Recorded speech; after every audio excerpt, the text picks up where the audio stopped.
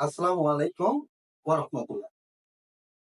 আজকে আমি একেবারে এমন একটি সময়ে দাঁড়িয়ে তোমাদের সামনে এই ভিডিওটি করছি, যে সময়টি অত্যন্ত ক্ষীণ একটি সময়।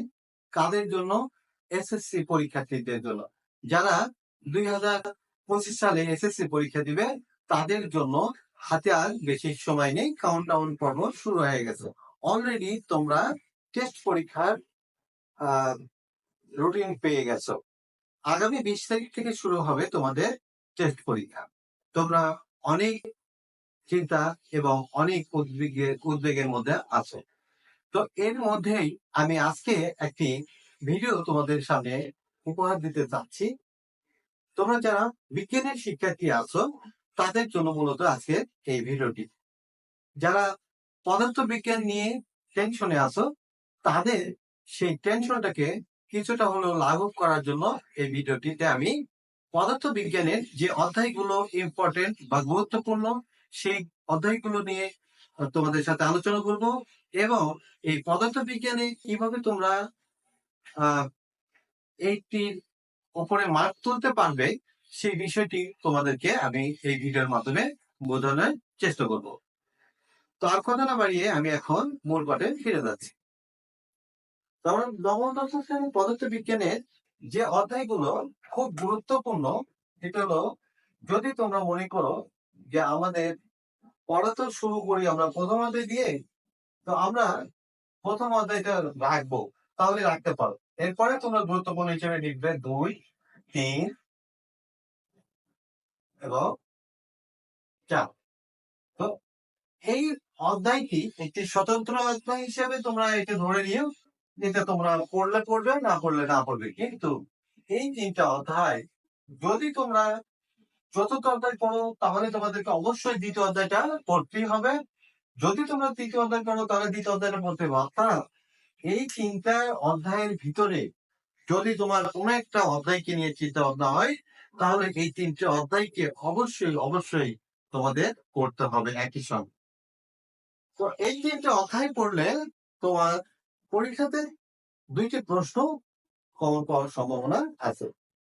তবে এই প্রথম অধ্যায় থেকে 1 বা 2 নাম্বারের জন্য প্রশ্ন এর সাথে অ্যাড হতে পারে, সেটার সম্ভাবনা খুব কম। তবে দ্বিতীয়, তৃতীয় এবং চতুর্থ, তো দ্বিতীয় অধ্যায়টা কি? গতি। তৃতীয় অধ্যায় হলো বল, আর চতুর্থ অধ্যায় হচ্ছে কাজ, ক্ষমতা, শক্তি। কাজ, ক্ষমতা, শক্তি। আমি অত লিখলাম না। তো এই 3টা অধ্যায় একটার সাথে আরেকটা পরস্পরের সাথে কি আছে? সম্পর্ক আছে। তাহলে তোমাদেরকে কি করতে হবে? এই 3টা অধ্যায় যে কোনো একটা অধ্যায় থেকে অ্যান্সার করতে চাইলে 3টা অধ্যায়টা ভালো করে পড়তে হবে। এরপরে আরেকটা অধ্যায় আমি তোমাদেরকে বলবো, সেটি হলো সপ্তম অধ্যায়। সপ্তম অধ্যায়টা কি? শব্দ তরঙ্গ। হ্যাঁ, এই অধ্যায় থেকে ইন্ডিভিজুয়াল বা এককভাবে একটি প্রশ্ন থাকে এই অধ্যায় থেকে। তো তরঙ্গ অধ্যায় থেকে তোমরা তরঙ্গ অধ্যায়টাকে ভালোভাবে পড়বে। এখান থেকে একটি প্রশ্ন যেহেতু থাকে, সুতরাং আমরা এই অধ্যায়টা ভালো করে পড়বো। আর এই 3টা থেকে 2টি প্রশ্ন পাওয়ার সম্ভাবনা থাকে। এরপরে যে অধ্যায়গুলো তোমরা পড়বে সেটি হলো সপ্তম এবং অষ্টম ও নবম। অষ্টম আর নবম এই দুটো হলো আলোর চ্যাপ্টার। এই আলোর চ্যাপ্টারের এই দুটো প্রশ্ন থেকে, মানে দুটো অধ্যায় থেকে কিন্তু একটি প্রশ্ন বেশিরভাগ সময় আসে। যদি একটা থেকে তোমরা ভালোভাবে পড়ো তাহলে হয়তো বা তোমরা 6 মার্কের প্রশ্ন কমন পাবে। কিন্তু যদি তোমরা দুটো অধ্যায় ভালো করে পড়ো তাহলে 10 মার্কের জন্য একটা প্রশ্ন কমন পাবে। সুতরাং আমি মনে করি তোমরা অষ্টম এবং নবম দুটো অধ্যায় পড়বে। এরপরে তোমরা পড়বে 10, 11 আর 12।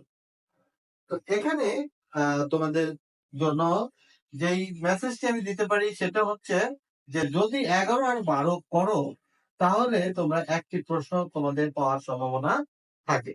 আর 10, 11 এবং 12 করলে একবার পড়লেই তোমরা একটি কমন পাবেই। এই বিষয়ে ইনশাল্লাহ আমি তোমাদেরকে নিশ্চিত করে বলতে পারি যে 10, 11 এবং 12 করলে একটি তোমরা কমন পাই যাবে। তাহলে দেখো, আমরা যদি এখানে এই 3টা অধ্যায় পড়ি, তাহলে দুটো পাবো, এখানে একটা পাবো, এখানে একটা পাবো, এখানে একটা পাবো, তাহলে আমার কয়টা হচ্ছে মোট? 5টা। তো আমাদের পরীক্ষায় অ্যান্সার করতে হবে 5টা প্রশ্নে। আচ্ছা, এখন ঘটনা হলো যে আমাদের যে 8টা প্রশ্ন থাকে, সেই 8টা প্রশ্নের জন্য আর কোন কোন অধ্যায় বাকি থাকবো? দেখো এখানে এসে 2টা অধ্যায় বাকি আছে, 13 এবং 14। 13 এবং 14 এই 2টা অধ্যায় হলো ব্যাখ্যামূলক প্রশ্নের মতো। যদি তোমরা এই 2টা অধ্যায় একটু মাথায় মানে পড়ে একটু মাথায় রাখতে পারো, তাহলে ব্যাখ্যামূলক সেহেতু তোমরা এখান থেকে একটা প্রশ্ন অ্যান্সার করতে পারবে। তাহলে ব্যাকআপ হিসেবে তোমাদের কিন্তু আরেকটা প্রশ্ন অ্যান্সার ওখানে তোমার করার সুযোগ আছে। আর এখান থেকে একটা প্রশ্ন আছে সুযোগ আছে। তাহলে দেখো কয়টা হচ্ছে? 1, 2, 3, 4, 5, 6, 7টা। আরেকটা যে কোনো এইগুলোর মধ্যে থেকে না, আমি তো আরেকটা 2টা অধ্যায় বাদ দেখেছি, 5 আর 6। 5 আর 6 থেকে থাকতে পারে। তাহলে তোমরা এখন ভালোভাবে চিন্তা ভাবনা করবে যে তোমাদের কোন অধ্যায়গুলো খুব ভালো হয়েছে। সেই অধ্যায়গুলো আগে এর ভিতর থেকে তোমরা আগে বেছে নিবে। বেছে নেওয়ার পরে সেই অধ্যায়গুলো একবারে এতভাবে রিভাইজ করবে যেন ওই অধ্যায়গুলোর যে কোনো প্রশ্ন আসলে তোমরা অ্যান্সার করতে পারো। আর হ্যাঁ, তোমরা এটা মাথায় রাখবে যে গাণিতিক সমস্যা সংক্রান্ত যে প্রশ্নগুলো আছে, গাণিতিক সমস্যা সমাধান করার জন্য যে সূত্রগুলো আছে, সেগুলো তোমাদের যেন ভালোভাবে হয়। তোমরা গাণিতিক সমস্যার সমাধান করার জন্য যদি কি কি দেওয়া আছে সেইটি, এবং ওই অঙ্কটা করার জন্য যে সূত্র লাগে সেটি, এই দুইটাই যদি তোমরা ভালোভাবে লিখতে পারো তাহলে তোমরা 2 নম্বর পাবে। আর ক্যালকুলেশন করার জন্য 1 নম্বর পাবে। যদি ক্যালকুলেশন ভুল হয়ে যায় তাহলে তো 2 নম্বর তোমরা পাবেই। তো এই কারণে ওইগুলো একটু মাথায় রাখবে যেন ওইগুলো তোমাদের ভুল না হয়। তো এ হচ্ছে তোমাদের এই পদার্থ বিজ্ঞান বিষয় সম্বন্ধে তোমাদের সাথে আমার সংক্ষিপ্ত আলোচনা। আশা করি তোমরা আজকে থেকে এই অধ্যায়গুলোকে সিলেকশন করে নেবে। আর যে অধ্যায়গুলো তোমরা পড়বে সেই অধ্যায়গুলোর ভিতরে এমসিকিউ যেগুলো আছে সেগুলো যেন তোমরা পড়তে পারো, সেই হিসেবে ভালো করে পড়বে। দেখো এখানে আমি যে অধ্যায়গুলো দিয়েছি, 1, 2, 3, 4, 5, 6, 7, 8, 9, 10, 11টা, 14টা অধ্যায়ের মধ্যে 11টা অধ্যায় মনে করো আমি এখানে ধরেছি। তো 11টা অধ্যায়ের মধ্যে থেকে তোমরা যদি 14টা অধ্যায়ের মধ্যে 11টা পড়ো তাহলে 3টে বাকি থাকে। তো এই 11টার মধ্যে থেকে এখন আমার কথা হলো যে যারা একেবারেই মানে ও, ইয়েতে আছো, অবস্থা খারাপে আছো, তারা একটু ভাবে ইয়ে করবা যেন আমরা পরীক্ষায় পাস করতে পারি। সেই জন্য এই 2টা, এই একটা 3টা, আর এখান থেকে তোমরা এই 2টা, তাহলে 2, 3, 4, 5, এই 5টা অধ্যায় যদি ভালো করে তোমরা রিভাইজ করো তাহলে অন্তত তোমরা পরীক্ষাতে পাসটা করতে পারবে। যদি এই 5টা অধ্যায়ের মধ্যে থেকে তোমরা 5 মার্কের জন্য তোমার 50-এর মধ্যে যদি পরীক্ষা হয়, 5 মার্কের জন্য দরকার হচ্ছে তোমার 17। তো 3টা প্রশ্ন উত্তর করলে অন্তত তোমরা যদি 6 করে পাও বা 3, 6, 18 নাম্বার কিন্তু চলে আসে। আচ্ছা, তারপরে তোমার ব্যবহারিকের জন্য তোমার 25 দিবে। আর এমসিকিউ যদি তুমি কিছুই না করতে পারো, 10 পাও, তাহলে কিন্তু তোমার কত আসছে? 52 মার্ক, যা তোমার পরীক্ষাতে পাস করার জন্য যথেষ্ট হবে, অর্থাৎ টেস্টে অ্যালাউ করার জন্য যথেষ্ট হবে।